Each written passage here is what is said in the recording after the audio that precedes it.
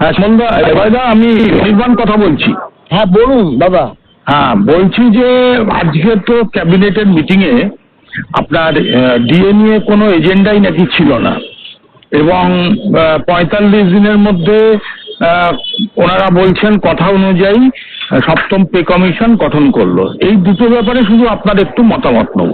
আপনি কর্মচারী আন্দোলনের নেতা, আপনি কনফেডারেশন অফ স্টেট গভর্নমেন্ট এমপ্লয়িজের সাধারণ সম্পাদক মলয় মুখার্জি, এবং শুধু তাই নয়, আপনি এবং শ্যামল মিত্র দুজনে মিলে কনফেডারেশনের পক্ষ থেকে সুপ্রিম মানে একদম এর থেকে শুরু করে সুপ্রিম কোর্ট পর্যন্ত, লোয়ার কোর্ট থেকে সুপ্রিম কোর্ট অব্দি আপনারা 11 বছর ধরে লড়াই করে সুপ্রিম কোর্ট থেকে রায় বের করেছিলেন, জয় পেয়েছিলেন। একটু যদি আমাদের দর্শকদের জন্য হ্যাঁ দেখুন, অল্প কথা একটু বলেন।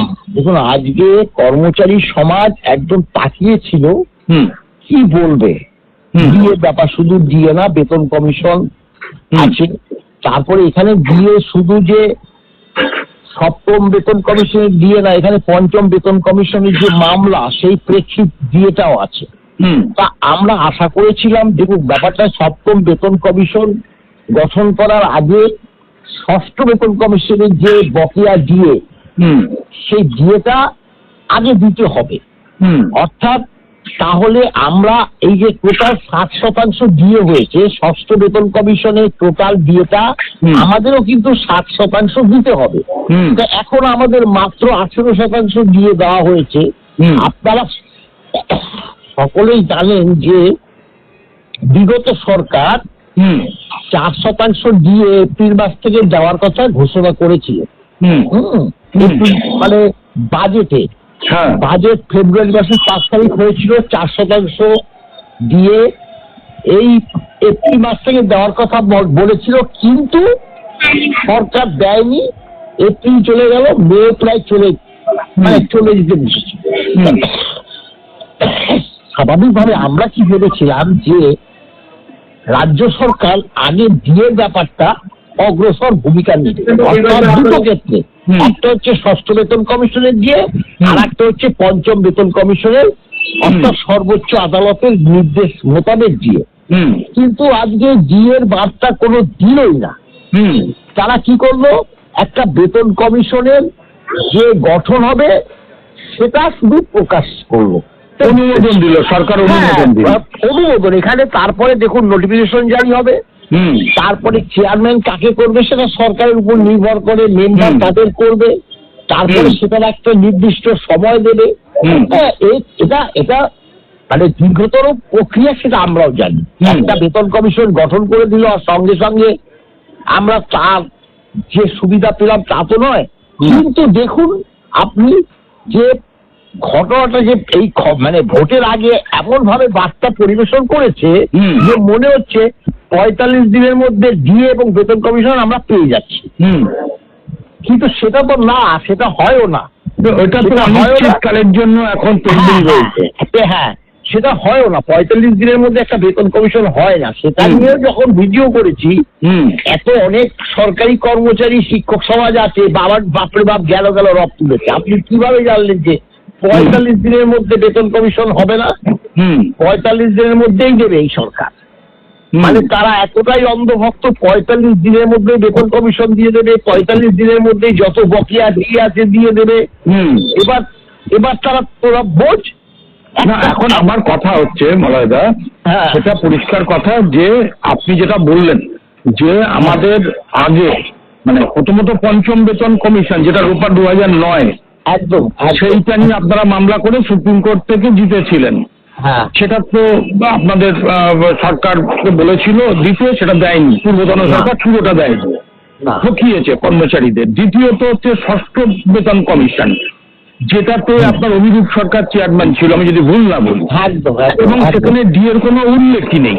তাহলে আপনার কথা যদি ধরেই নিই যে সর্বশেষ কমিশনের ডিএর নাম মেটানো পর্যন্ত সপ্তম বেতন কমিশন গঠনটা কি বাস্তব? আমার তো মনে হয় না। হবেই তো না, কারণ সপ্তম বেতন কমিশন আমার ধরুন যদি 1000 টাকা মানে বেসিক থাকে, এই ষষ্ঠ বেতন কমিশনের যে 60% ডিএ, কারণ এই 60% টোটাল হয়েছে, যেটা সেন্ট্রাল গভর্নমেন্ট অলরেডি পেয়ে গেছে।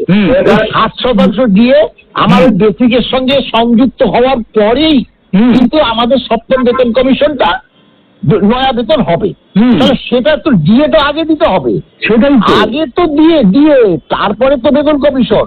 সেটাই তো তারপরে আরো একটা দেখুন, একটা কি মাননীয় মুখ্যমন্ত্রী যে মানে শুভেন্দু অধিকারী, তিনি এই যে পঞ্চম বেতন কমিশনের যে মামলা সর্বোচ্চ আদালতে, এই ব্যাপারটা তিনি মারাত্মকভাবে ওয়াকিবল সেইটা দিতে বললো, এবং এক শ্রেণীর কর্মচারী অল্প কিছু কর্মচারী পেলো, যাই হোক কম দিক বেশি পেয়েছে, কিন্তু গ্র্যান্টিং এজ কর্মচারীরা পেলো না।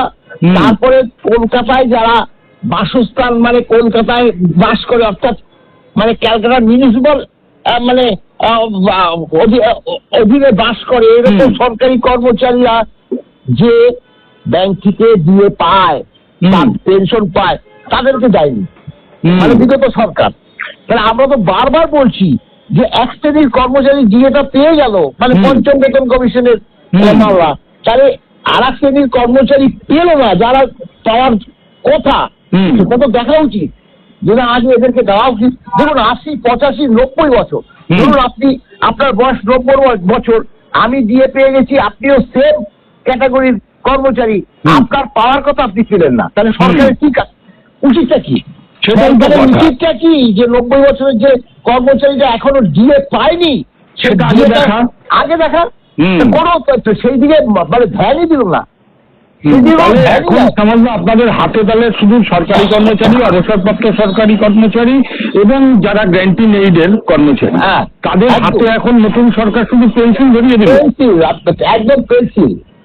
তাহলে এখন এই ব্যাপারে আপনি কি বলবেন? আপনার সংগঠন একটা সরকার এসছে, অল্প কয়েকটা দিন সরকার আসছে, আমি অনেক প্রশ্ন করেছি যে একটা মন্ত্রিসভা, পূর্ণাঙ্গ মন্ত্রিসভাই হলো না, এই প্রশ্নটাও করেছি আমি, আপনি দেখবেন দুদিন আগে পোস্ট করেছি। সেখানে দিয়ে বেতন কমিশন কিভাবে প্রকাশ হবে এই প্রশ্নবোধক চিহ্ন দিয়ে করেছি। এটা স্বাভাবিক, সবকিছু তো একক সিদ্ধান্তে হয় না, ঠিকই, তাহলে সেটা বলতো যে আমার মন্ত্রিসভা হয়ে যাক, তারপরে দিয়ে বেতন কমিশন নিয়ে কথা বলবো আপনাদের সাথে। এইটা এখন তাদের ভক্ত যারা যে সকল কর্মচারী সমাজ, তারা এখন আমাদের জ্ঞান দিচ্ছে, মাত্র তো 7 দিন হলো, তার আগে পূর্ণাঙ্গ মন্ত্রিসভা হোক, দিয়ে দেবে বেতন কমিশন। আরে বাবা, তাহলে তুই যখন এই জিনিসটা বুঝিস, তাহলে তোর সরকারটা বুঝলো না কেন? সেটাই না আমার যেটা সমস্যা অবাক লাগছে মলয়দা, সেটা হচ্ছে যে এই আমাদের বর্তমান যিনি মুখ্যমন্ত্রী হয়েছেন রাজ্যের, তিনি তো আপনি ঠিকই বলেছেন, পঞ্চম বেতন কমিশনের মামলা নিয়ে উনি যথেষ্ট ওয়াকিবল, এবং তিনি একজন সুপ্রিম কোর্টের লয়ারও দিয়েছিলেন। তো তা আমার মনে হয়, যেটা আমি জানি না, আপনারা আরো ভালো বলতে পারবেন, আমার মনে হয় যে হয়তো পূর্ণাঙ্গ মন্ত্রিসভা হলে এবং পরবর্তী দিনে কোনো ক্যাবিনেটে অথবা রাজ্য বাজেটটা তো সামনেই আছে, সেখানে এখন ভরসা করা ছাড়া তো কোনো বিকল্প কোনো বোধহয় বিষয় নেই। উনি তো এই বার্তাটা দিতে পারতেন যে দেখুন পঞ্চম বেতন কমিশনের যে রায় দিয়েছে, সেই রায় মোতাবেক সকল কর্মচারী সমাজ যাতে ডিএটা পায় সেই ব্যবস্থা আমরা করব, যেহেতু সর্বোচ্চ আদালতের রায়। এবং আমি জানি, আমরা তো বারবার বলেছি, বেশ কিছু কর্মচারী সমাজ এখনো পাননি, আমাকে একটু সময় দিন, আমি এইটা দেব। তা না আগের থেকে সেই বেতন কমিশন পুরো দিয়ে এই শুধু ফাঁকা আওয়াজগুলো দিয়ে গেছে বলে তো আমরা এখন মনে করছি। এইগুলো অ্যাকচুয়ালি যেগুলো তৈরি, বা দেখুন 4% দিয়ে মমতা ব্যানার্জি, মাননীয় মমতা ব্যানার্জি ঘোষণা করেছিল, সেটা দেয়নি, এপ্রিল দেয়নি, মে দেয়নি।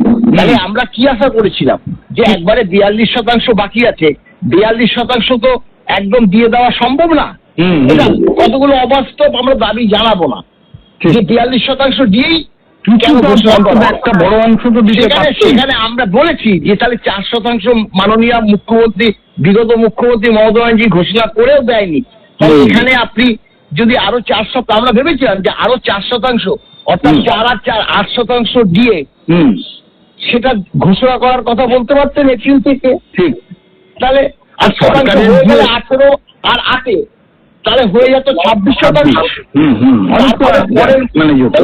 এগুলো তো সাধারণ সেন্স। কিছুই তো বললো না, কিছুই পেলাম না, আসার পর আমরা কিছু পেলাম না। ঠিক মৌলানা, বলছি এক্ষেত্রে তো অর্থ ঘাটতির কথা বলতে পারবে না সরকার মনে হয়, কারণ অন্নপূর্ণা ভান্ডারের জন্য জন প্রতি 3,000 টাকা করে যদি অর্থ সংকট থাকতো সরকারের, তাহলে তো এই ঘোষণাটা তো পয়লা জুন থেকে দেবে বলে আমরা শুনবো না। কেন বারবার বলেছে ডবল ইঞ্জিন, আমরা তো সেই ডবল ইঞ্জিনে, হ্যাঁ মানে আমরা তো জানি ডবল ইঞ্জিন হলে অর্থনৈতিক ব্যবস্থা তারা কেন্দ্রই করে দেবে, তাই নাকি? তাহলে ডবল ইঞ্জিন বলবে আর অর্থনৈতিক ঘাটতির কথা বলবে, তো চলে না একবারে, সে দুটো তো একবারে চলে না। আর সরকার যখন কর্মচারীদের নির্দিষ্ট দাবি মতো না, আইন মোতাবেক যে দাবিটুক সেটা মেটাবে না। আমরা একটাও কি বেআইনি কোনো দাবি করেছি? আমরা তো এখন বলছি না যে আমাদের 15% এইটারে ছিল, 15% দিতে হবে, এইটারে 12 করে দিয়েছে, আমরা 12ই নিচ্ছি। এখন আমাদের একটু অপেক্ষা করতে হবে, আমার মনে হয় অপেক্ষা করতে হবে। আশা করি হয়ে যাবে। কিন্তু ঘটনাটা হলো, একটা সরকার চালাতে গেলে একটু কিন্তু আগের থেকে ব্যাপার কিছুটা চিন্তা ভাবনা করা উচিত।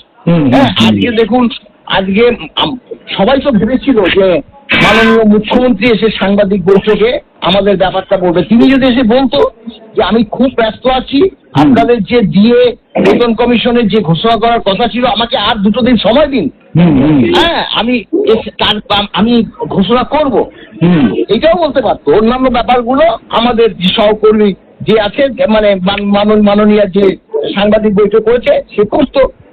ওটা কি হতো, আমাদের সম্মানটা আর একটু বাড়তো। মানে তিনি বারবার বলেছে, যেখানে আমাদের ব্যাপারটা প্রধানমন্ত্রী বলেছে, আমাদের ব্যাপারটা মানে স্বরাষ্ট্রমন্ত্রী বলেছে, আমাদের ব্যাপারটা আপনি নিজে বলেছেন, ভোট চেয়েছেন। সামগ্রিকভাবে কর্মচারী সমাজ যেন কোনো ব্যাপার না, আপনি মনে করলেন এইসব বলে ঠলে আপনার একজন মানে সহকর্মীকে পাঠিয়ে দিলেন একটা বেতন কমিশন গঠন করেছি সে কথা বলতে, তারা অপমানিত হয়। এখন আমাদের যদি আমরা বলি যে আমাদের এই যে এইসব কথা বলে ভোট চেয়েছেন, আপনারা পোস্টাল ব্যালটে আপনাদের ভরিয়ে দিয়েছে, তাহলে এখন পোস্টাল ব্যালটে ভরিয়ে দিয়েছে, এখন আপনারা আমাদেরকে পাত্তাই দিচ্ছেন না। আপনি বলতে পারছেন, এই হচ্ছে অবস্থা। ব্যস্ত তো নিশ্চয়ই, নয়া সরকার এসছে, তার ব্যস্ততা আমরা দেখেছি, এখান থেকে ওখানে যায়, ওখান থেকে এখানে যায়। তাহলে আজকে বিশ্বাস করুন, আজকে সারাটা সমাজ মানে পুরো কর্মচারী সমাজ একদম টিভির দিকে তাকিয়েছিল, আমাকে বারবার ফোন করেছে, হ্যাঁ আমরা একটু ওয়েট করুন, নিশ্চয়ই বলবে। কিন্তু তারপরে যখন দেখলাম এই ঘটনা, এই তো এটা মানে ভাবা যায় না, এটা ভাবা যায় না, সত্যি ভাবা যায় না, সত্যি। আমাদের আরো 7 দিন সময় নিত, আমাদের পরের মন্ত্রিসভা পর্যন্ত সময় নিত, আমাদের বলতে পারতো যে পূর্ণাঙ্গ মন্ত্রিসভা হয়ে যাক, তারপরে সিদ্ধান্ত নেব। এটাতে আমাদের যে সম্মান, সরকারি কর্মচারীদের যে সম্মানটা, সেই সম্মানটা বজায় থাকতো। মানে আমাদের নিয়ে খেললো।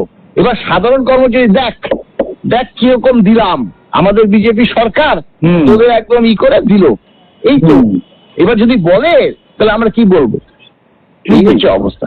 যাক, তবু আমরা নতুন সরকারের উপর আশা রাখি। না, সে তো আশা অবশ্যই রাখবো। আগের সরকার আরো বেশি বঞ্চনা করেছিল, এতটা বঞ্চনা করবে না, এখনো সেটাই আশা রাখি। কিন্তু আজকে একটু ব্যথা পেয়েছি অনেকেই, আপনি দেখবেন ফেসবুক একদম ভরে গেছে। আজকে কর্মচারী সমাজ যথেষ্ট উদ্বিগ্ন এবং ব্যথিত, এর মধ্যে কোনো কিন্তু নেই। ঠিক।